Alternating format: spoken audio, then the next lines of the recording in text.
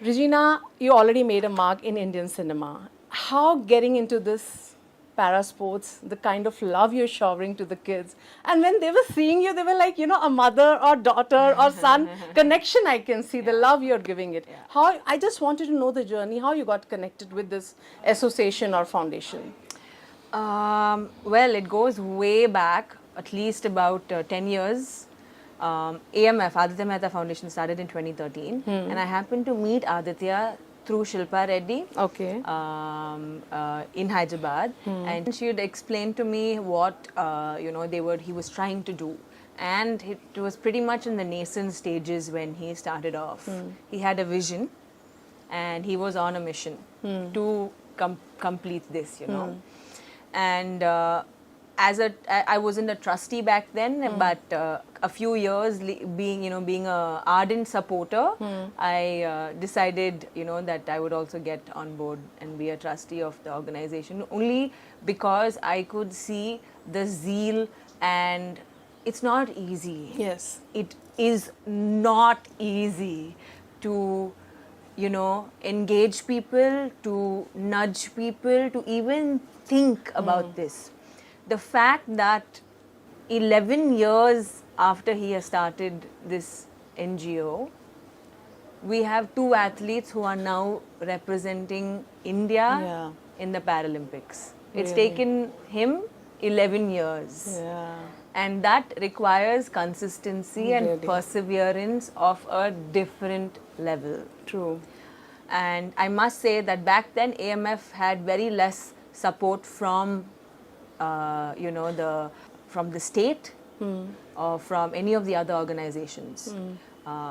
Aditya did strive and make sure that he used his contacts. He also made sure he worked with the CRPF, the BSF, everybody to actually motivate people who have probably, after service become physically challenged. He has worked on that, given them counseling, all of that to make them become a part of AMF. So he really, really tried to plan this in many different ways. And for me, I think that's the most important thing. If I have to back someone today with whatever platform I have been given, it's so important for me to know and trust that this person can do what they're saying they will do. It's not an easy task. And I'm only absolutely happy, and honestly I have done nothing except just use my platform and use what I have been given to shine some light on them. I'm one way of probably reaching the media, one way of probably putting the word out there, and I'm so glad that Aditya made sure he has tried to use all of this. Lakshmi Manchu has cycled with him, Samantha is cycling with him.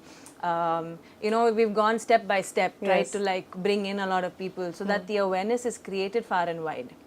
And so when you attended the first event, which when we were not aware much about it, you still remember the moment, and what brings you at that day that yes, I want to contribute for this? Before that, joining this foundation, you not be much aware. No. So when you get your first event and attended, or some memories. In fact, before the event also, I had cycled with Aditya. Okay. And that's how it started. I had gone cycling, and we would do night rides. And you love cycling. And I also, I do. I absolutely do love it. I love sport in general. That I know that. And if I have the opportunity to, learn a sport or educate myself about a sport, I'm always open to it. So I cycled with Aditya, and it was so interesting because he's an above-knee amputee. And the energy and the endurance that he had, I didn't have. Okay. And it obviously has nothing to do with the number of limbs you have at the end of the day. It is important how strong you are for your endurance. But it gave me this little push and a jolt saying, you do take yourself for granted many times. And you don't really pay attention to everything that you've been given. And gratitude is something that I would probably not consciously practice back then. I would be grateful, but I would not consciously practice it. And slowly over the years, having met him, having seen what he's done, I feel like I have started practicing gratitude a lot more, And I do remember the first time we cycled, our first event, how sometimes he was so unsure about the fact that if you know things would work out. And yeah, it's all fond memories now, really. So as you know, today we were in the event and we can see all the kids were surrounded by you. Do you remember your school days, childhood memories? You know, you loved to play sports, you Yeah. know, and the way you were just going around and seeing the kids, they were Yeah. so enthusiastic and, Yeah. you know, full of energy. Yeah, So I what have- kind of energies you had in your childhood or any sports you used to play like anything? You were ready for it. I used to play basketball in school. Wow. Yeah, I played for school and then went on to district and stuff. But you know, one big hurdle I faced was I could only play till the 9th and then the 10th a little bit because of my boards. My mom was like, "No, you come and you study." Oh. Which I feel like is something that a lot of kids face today. I mean, most of their school life. By the time they reach the 10th, either they become apprehensive or the parents become apprehensive or the teachers become apprehensive and they're like, oh, sport is not something you should be doing. And I wouldn't say it's the wrong approach, but as a kid who was in sport and who would have liked to pursue it throughout her school, I feel like maybe the approach can be a little different. We have to change it now. I mean, I think we can change our views on it. Instead of saying, no, you can't do it, we can obviously, today we have the facilities, today we have Yes. everything to be able to empower kids to do or take the path they want to take, whether it's be an athlete. It is difficult in our country to survive as an athlete. Yeah, you it's know, a lot of struggle, yeah. any sport you take, any sport you take. Individual sport, little better, but still, you know, be it tennis, cycling, whatever it is. And it was only after Jyoti and Arshad from Yes. AMF when they you know have qualified to you know participate in the Paralympics, did I even know that there's been no cyclist that has represented our Yes. country in the Olympics Yes. itself. And for a second, I was like, I don't believe that. That can't be true. I mean, in all of the Olympics, there's not been one Indian that has represented our country. And I went online and searched to see.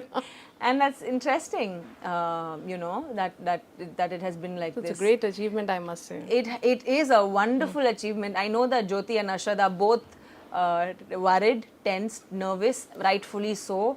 But I'm so excited for them, and all of us are so excited for them. You know, however they perform, it doesn't matter. They have literally paved the way. They've broken a record, and I think that for the moment has to be celebrated. But I think if you were not into this cinema, I must be saying you must be in the sports doing something great. You Yeah, think sometimes like maybe. this? I don't know, great, but I would have probably done something. Sportswoman, Yeah, like into sports. Maybe. No, I actually wanted to do psychology. I've probably been a criminal psychologist. Oh my God, great. Such a beautiful lady wants to do something different. Okay. Yeah, I like psychology. It's what I majored in. So what's your like time when you're free? What are kind of sports nowadays you're playing to be in fit? Oh, no, I don't play a sport to stay fit. In fact, you need to be fit to play a sport. Wow, okay. It's the other way Okay. around. But yes, badminton. I learned a bit of tennis.